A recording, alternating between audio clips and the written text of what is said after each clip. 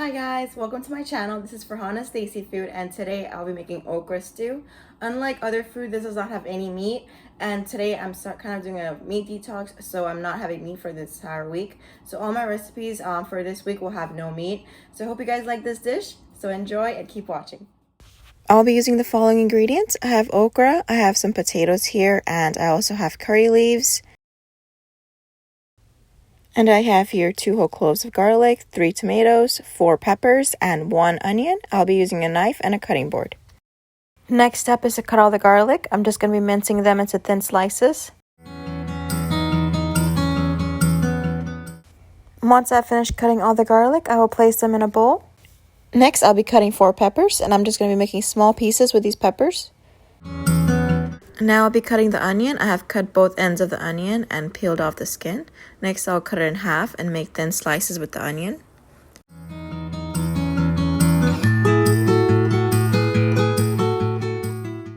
Once I've completed cutting the onions, I'll go ahead and put them in a bowl. The next step is cutting the tomatoes. I'm avoiding the center of the tomato so I can make thin, long slices. As you can see, I'm making a triangular piece right here. This is the piece I will not be using. And now I'm going to go ahead and cut them into 4s.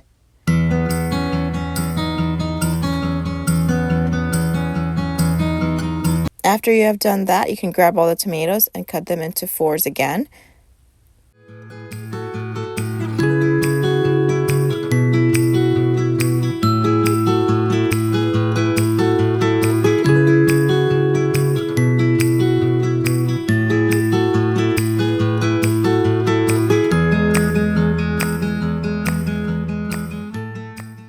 The next step is to peel all the potatoes. As you can see, I'm peeling off the skin.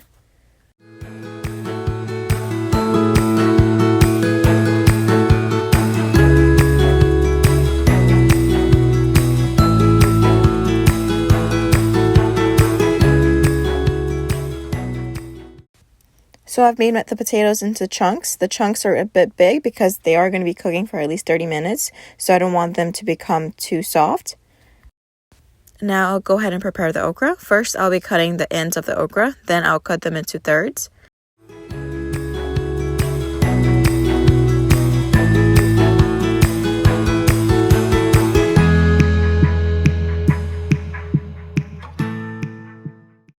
As you can see here, this is what the okra looks like after it has been fully cut. Now I'll go ahead and set the stove to 7 because I'm ready to cook.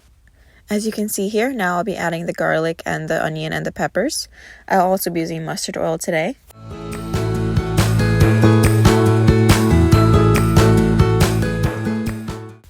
Next, I'll be adding the curry leaves into the dish. After 5 to 7 minutes, the onion should be looking a little bit more golden.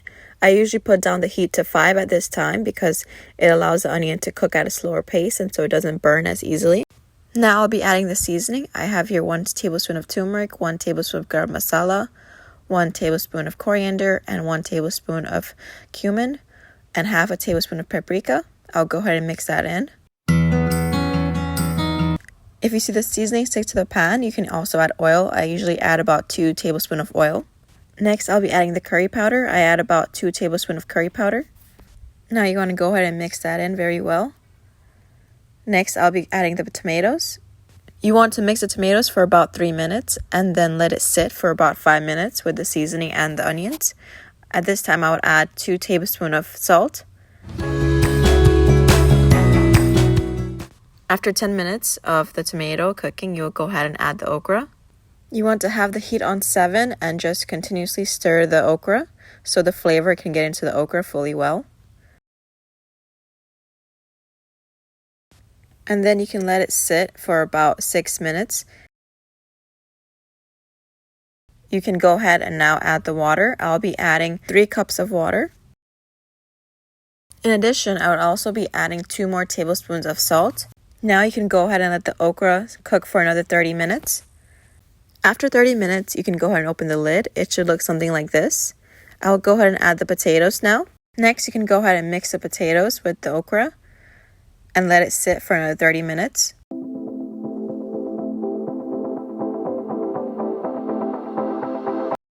Now after 30 minutes, as you can see, it is almost done. I'm going to go ahead and stir for one last time. And then you can go ahead and turn off the stove. This is what it should look like after you have completed the dish. I hope you guys love my recipe, and please don't forget to like, share, and subscribe. Thank you so much for watching.